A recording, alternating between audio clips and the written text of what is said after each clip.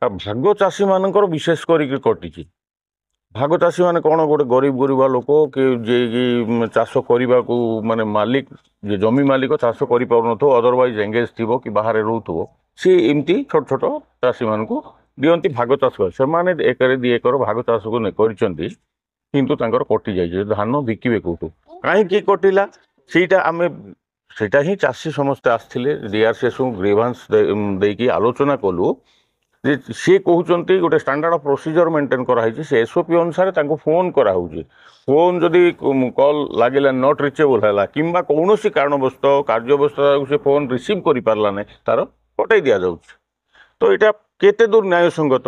ଜଣେ ଚାଷୀ ସେ ପରିଶ୍ରମ କରି 6 ମାସ ଝାଳ ବୋହିକିରି ଚାଷ ଅମଳ କରିଛି, ସେ ଆଉ ଧାନ ବିକ୍ରୟ କରିପାରିବ ନାହିଁ। ତ ସିଏ ତାର ଖର୍ଚ୍ଚ ବାହାର କରିବ କେମିତି? କାହାଠୁ ଧାର ଉଧାର ଯେଉଁ କରିଛି ବା ଲ୍ୟାମ୍ପରୁ ଋଣ ଆଣିଛି କିମ୍ବା ବ୍ୟାଙ୍କରୁ ଆଣିଛି, ସେ ପରିଶୋଧ କରିବ କେମିତି? ସେଇଟା ଗୋଟେ କଥା। ଦ୍ୱିତୀୟ କଥା ହେଉଛି ଆପଣଙ୍କର ନିଜେ ଚାଷୀ ମଧ୍ୟ ଯିଏ ପଞ୍ଜୀକରଣ କରିଛନ୍ତି ତାଙ୍କର ମଧ୍ୟ କିଛି ଲୋକର କଟିଯାଇଛି। କ'ଣ କାରଣ? ଏ ଯେତେବେଳେ DRCSଙ୍କୁ ଭେଟିକି ଆଲୋଚନା କଲୁ, ସେ କହୁଛନ୍ତି ଲିଖିତ ଆକାରରେ ଦିଅନ୍ତୁ, ଯାହାର କଟିଛି ଆମେ ପୁନର୍ବାର ଏନକ୍ୱାରି କରିବୁ, ଏନକ୍ୱାରି କରି କ'ଣ ହେଇଛି ଦେଖିବୁ।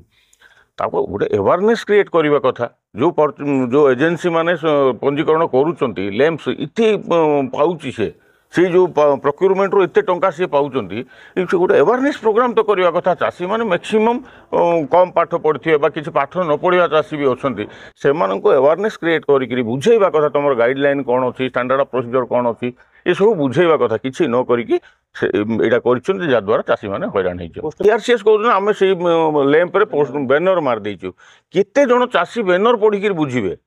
ତେଣୁ ଆମେ ଯଦି ଲ୍ୟାମ୍ପ ତରଫରୁ କି PEX ତରଫରୁ ଗୋଟେ ଯଦି ଆୱାରନେସ୍ ପ୍ରୋଗ୍ରାମ୍ କରିବା, ଲୋକଙ୍କୁ କହିକି ଜଣାଇବା, ନହେଲେ ଯେତେବେଳେ ବି ସେମାନେ ଆସୁଛନ୍ତି ଚାଷୀ ଲ୍ୟାମ୍ପକୁ ପଞ୍ଜୀକରଣ କରିବା ପାଇଁ ବା କୌଣସି କାମ ପାଇଁ, ତାଙ୍କୁ ବୁଝେଇବା କଥା ଏଇଟା ନିୟମ ଅଛି, ଏଇଟା ଷ୍ଟାଣ୍ଡାର୍ଡ ଅଫ୍ ପ୍ରୋସିଜର ଅଛି, ଏମିତି କରାଯାଉ।